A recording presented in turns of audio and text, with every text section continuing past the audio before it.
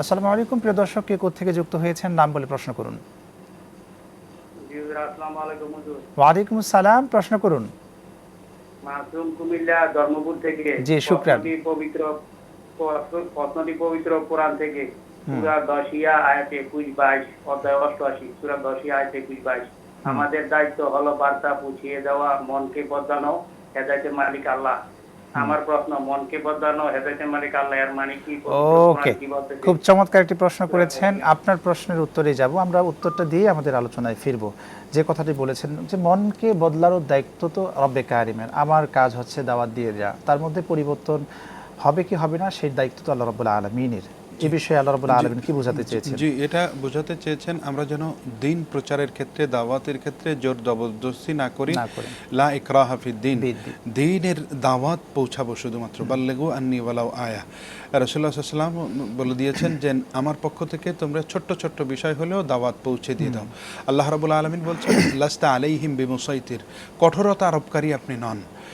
ফলে আমাদের ক্ষেত্রেও একই, যিনি দিন বুঝে না, সেটা আমাদের ধর্মের লেবাসে, ধর্মের পরিচয়ে থাকতে পারে ভাই, অথবা ধর্মের বাইরে, তাকে দ্বীনের দাওয়াত পৌঁছে দেওয়া। হেদায়েতের মালিক আল্লাহ, আল্লাহ রাব্বুল আলামিন তার জন্য যখন হেদায়েত মঞ্জুর করবেন তখন তিনি হেদায়েত পাবেন। এ ব্যাপারে আমাদের দুঃখ হতাশার কিছু নাই, দাওয়াতটা দিব আমরা, এটাই মূল। কিন্তু আমরা তো দিনটা অনেক সময় প্রচার করার সময় একেবারে কঠিন করে ফেলে, এটা কি ইসলামের দৃষ্টিভঙ্গিতে কঠিন দিনটা বোঝাটা? না, ইয়াসসিরু ওয়ালা তুআসসিরু, দিন সহজভাবে উপস্থাপন করতে হবে, এটা যেন কঠিন করা না হয়। তবে কঠিন কিছু কিছু ক্ষেত্রে যেটা করা হয় সেটা হলো ইসলামিক রাষ্ট্র, ইসলামিক প্রশাসন, তারা মুসলিম কমিউনিটির মাঝে ইসলামী শরিয়া বাস্তবায়নের ক্ষেত্রে তারা কঠিন হতে পারে। ব্যক্তি পর্যায়ে আমাদের শরিয়া বাস্তবায়নের জন্য কঠিন হওয়ার কোনো সুযোগ নেই, শুধু দাওয়াত দেওয়াটাই আমাদের মূল কাজ। যে বিষয়ে আমরা আলোচনায় ছিলাম, যাকাত এবং দানের বিষয়টা নিয়ে। জি, তো আমাদের দান করার ক্ষেত্রে আমাদেরকে মনে রাখতে হবে কোরআন কিন্তু আসছে আমাদেরকে মুত্তাকি বানানোর জন্য। রোজার যেই মূল উদ্দেশ্য লাআল্লাকুম তাত্তাকুন, যাতে তোমরা মুত্তাকি হতে পারো।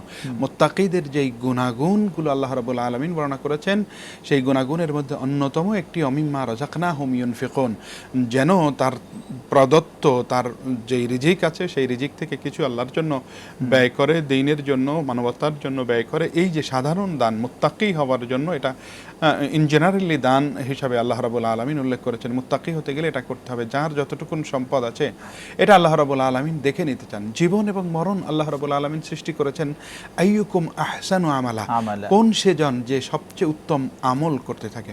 আমাদের নামাজ, রোজা, হজ, যাকাত, ইসলামের ম্যান্ডেটরি যে ইবাদত, এগুলো সুনির্দিষ্ট, এগুলো আমাদেরকে করতেই হবে। কিন্তু আল্লাহর নৈকট্য লাভ করতে গেলে নফল বা অতিরিক্ত আমল, এগুলো অত্যন্ত জরুরি। রাসূলুল্লাহ সাল্লাল্লাহু আলাইহি ওয়াসাল্লাম নফলের মাধ্যমে আল্লাহর নৈকট্য লাভ করা যায় মর্মে বহু হাদিস বর্ণনা করেছেন। এছাড়াও আল্লাহ রাব্বুল আলামিন পবিত্র কোরআন আল কারীমে নামাজ, রোজাকারীদের সাথে রোজাকারী, রুকুকারীদের সাথে রুকুকারী, এই কথাগুলো বলে আবার বলেছেন ওয়াফআলুল খায়রাত বা ওয়াফআলুল খায়র। আল্লাহ রাব্বুল আলামিন নেক কাজ করতে বলেছেন, ভালো যে কাজগুলো, সেই কাজের মধ্যে গুরুত্বপূর্ণ কাজটাই হলো হচ্ছে একটা দানের বিষয়। এই যে দানটা আমরা আমাদের সমাজে দেখি যে টাকাটাকে আমরা ধরে রাখি, এক বছরের অপেক্ষায় রাখি। এমনও তো হতে পারে রব্বে কারিম কালকে আমার জন্য মৃত্যুর প্রোগ্রাম লিখে রেখেছেন, এই যে ধরে রাখলাম টাকাটা, দান করে দিলাম না, অথচ আমার এলাকায় একজন দারিদ্র্য সীমার নিচে বসবাস করছে, আমি এক বছর পর তাকে দান করার যে একটা প্রবণতা আমাদের মধ্যে তৈরি হয়, আপনি বলবেন কি ইসলাম কি বলেছেন? ইসলাম যখনই সমস্যা সংকলন, মানুষ সায়েল, যখন কিছু যাচনাকারী আসবে, তাকে কিছু না কিছু দিয়ে সামর্থ্যবান যেন বিদায় করে, এটা আল্লাহ রাব্বুল আলামিন বলেছেন। ইয়েতিমদের সাথে সুসম্পর্ক বা তাদের হক তাদেরকে বুঝিয়ে দিতে বলেছেন। একই সঙ্গে ও আম্মা সাইলা ফালা তানহার, যারা ভিক্ষাবৃত্তি করবে, যারা দরিদ্র অসহায় সাহায্য চাইতে আসবে, তাদেরকে যেন সামর্থ্যবানরা দূর দূর করে বিতাড়িত করে না দেয়, কিছু যেন দিয়ে দেয়। রাব্বুল আলামিন সে ব্যাপারেই নির্দেশনা দিয়েছেন। ফলে আমরা সম্পদ অর্জন করা, সম্পদ রাখা, এটা অপরাধ নয় যদি নির্দিষ্ট পরিমাণ যাকাত দিতে পারে, এরপরে মানুষের কল্যাণে সে ব্যয় করে। কিন্তু বিষয়টি এমন যেন না হয় যে আমি সম্পদ পুঞ্জীভূত করব, বছরে একবার যাকাত দিব, আর আমার মৌলিক দায়িত্বের বাইরে আর কিছু করব না। বিষয়টি এটা যদি হয় তাহলে আমাদের সম্পদের মালিক আল্লাহ, আল্লাহ রাব্বুল আলামিন আমার দিলের অবস্থা দেখছেন, পৃথিবীর কেউ না দেখুক। তাছাড়াও ইসলামী শরিয়া এত কঠিন কিছু না। আমার সম্পদ আসছে, একজন দরিদ্রগ্রস্ত মানুষ এখন এসেছে, আমি তাকে অ্যাডভান্স জাকাতের টাকাও দিয়ে দিতে পারি, বছর শেষে হিসাব করে প্রয়োজনে এটা মাইনাস করার সুযোগও ইসলামী শরিয়ায় রেখেছে।